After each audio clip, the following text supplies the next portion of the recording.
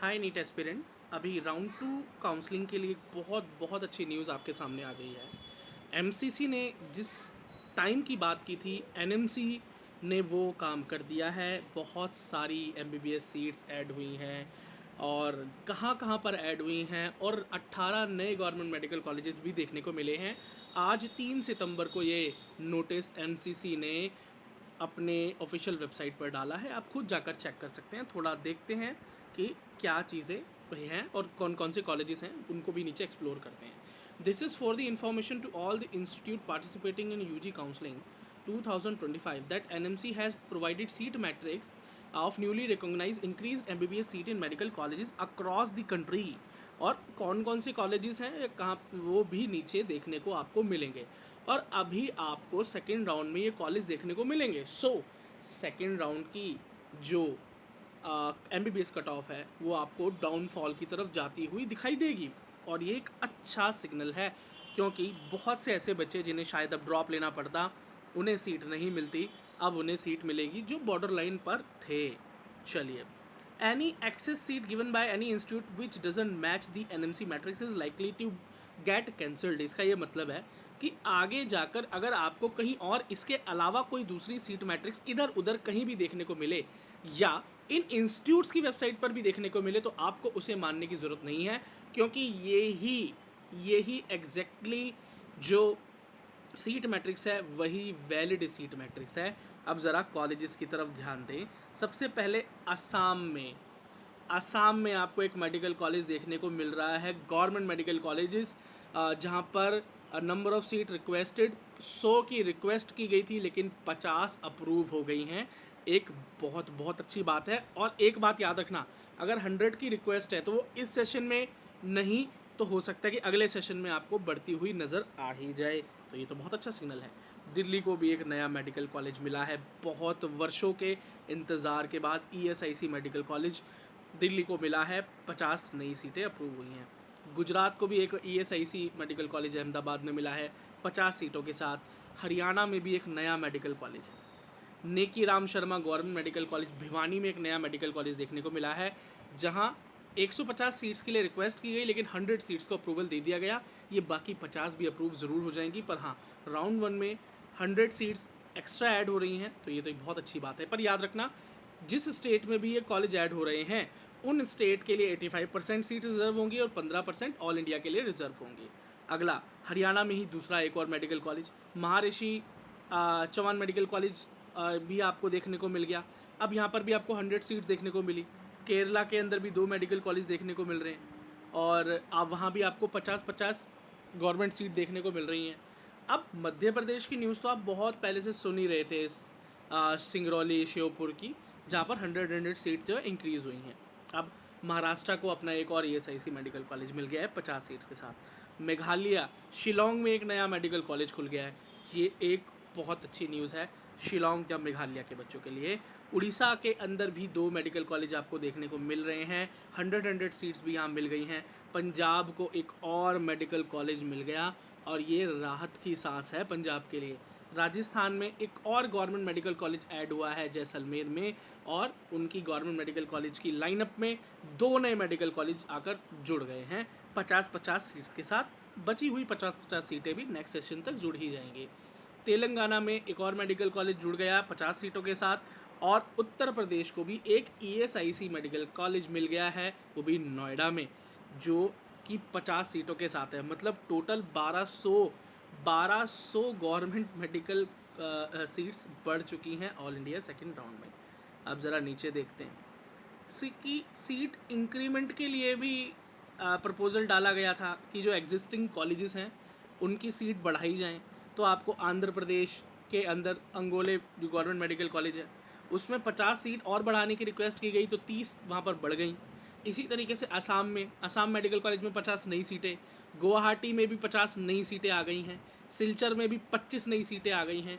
जम्मू कश्मीर के लिए बार बार ये सवाल पूछा जाता था, क्या सीटें बढ़ेंगी या नहीं।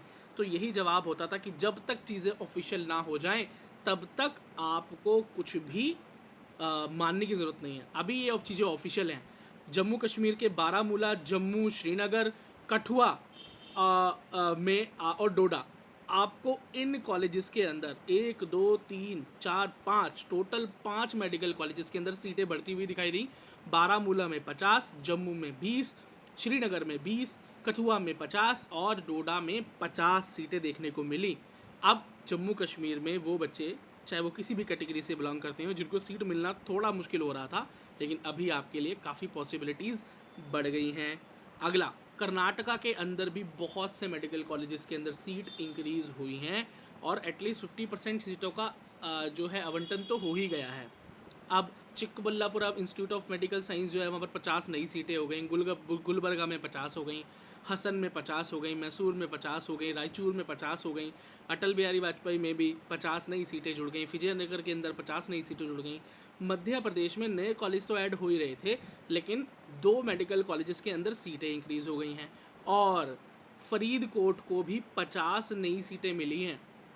एक अच्छी न्यूज़ है पंजाब के लिए। तेलंगाना में भी ASIC मेडिकल कॉलेज में 25 नई सीटें बढ़ गई। वेस्ट बंगाल में नादिया में 25 नई सीटें मिल गई और डायमंड हार्बर को 50 नई सीटें मिली हैं। मतलब टोटल 970 MBBS सीटें ऐड हो गई एग्जिस्टिंग मेडिकल कॉलेजेस में। अब ज़रा बात कर लेते हैं डीम्ड यूनिवर्सिटीज़ की। तो यहाँ पर बहुत सी डीम्ड यूनिवर्सिटीज़ की या डीम्ड कॉलेजेस की MBBS सीटें बढ़ गई हैं, जिससे कि आपको डीम्ड यूनिवर्सिटी की कट ऑफ भी डाउनफॉल की तरफ जाती हुई नेक्स्ट सेशन में दिखाई देगी, सॉरी इसी सेशन राउंड 2 में दिखाई देगी। खैर, अभी अगर आप देखें तो कर्नाटका, महाराष्ट्र, उड़ीसा कौन कौन से कॉलेजेस हैं, तो कर्नाटका में जगत गुरु में 50 नई सीटें जुड़ गई, महाराष्ट्र के दत्ता मेघे में 50 नई सीटें जुड़ गई, 100 का अप्रूवल मांगा था। भारतीय विद्यापीठ में 100 सीटें बढ़ गई, 100 का अप्रूवल था, 100 ही बढ़ गई। खैर, उसका इंफ्रास्ट्रक्चर भी इतना सपोर्टिव है ही।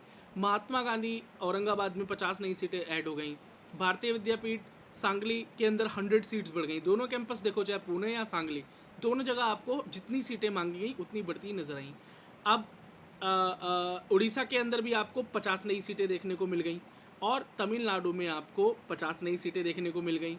और तमिलनाडु में वेल्स में भारत मेडिकल कॉलेज में 50 सीटें बढ़ती हुई दिखाई दे गई। मतलब डीम्ड कॉलेजेस के अंदर भी, डीम्ड यूनिवर्सिटीज़ के अंदर भी 550 MBBS सीटें ऐड हुई हैं। खैर, ये प्राइवेट सीट्स हैं, हम प्राइवेट सीट्स पे भी अगर फोकस ना करें, वो बच्चे जो डीम्ड पर फोकस कर रहे थे उनके लिए तो गुड न्यूज़ है ही कि 550 नई सीटें ऐड हुई हैं। पर ज़्यादा खुशी की बात है गवर्नमेंट मेडिकल कॉलेजेस का ऐड होना, और उससे भी ज़्यादा अच्छी बात यह है कि इन गवर्नमेंट मेडिकल कॉलेजेस में जो ऐड हुए हैं उनमें भी सीट का प्रपोजल ज़्यादा सीट्स का है। कुछ मतलब पूरी 100% सीट्स हर कॉलेज के अंदर अप्रूव नहीं की गई, कुछ ही कॉलेजेस के अंदर की गई हैं।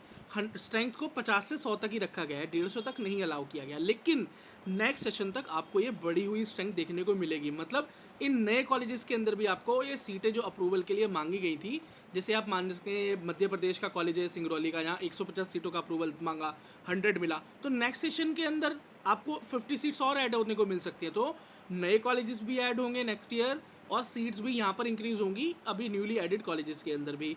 साथ ही साथ जो गवर्नमेंट मेडिकल कॉलेजेस के अंदर भी सीटों का जो इंक्रीमेंट मांगा गया था, वहाँ पर भी इंक्रीमेंट सभी को 100% नहीं दिया गया है। कुछ सीटों, कुछ कहीं अगर 50 का अप्रूवल मांगा तो उसको 30 दिया, किसी को 50 था तो 25 दिया, किसी को 50 था तो 20 दिया। लेकिन इसी तरीके से ये आपको बाकी बचे हुए अप्रूवल नेक्स्ट सेशन में होते हुए नज़र आ सकते हैं, या हो सकता है कि आपको राउंड 3 के अंदर भी ये देखने को मिल जाए।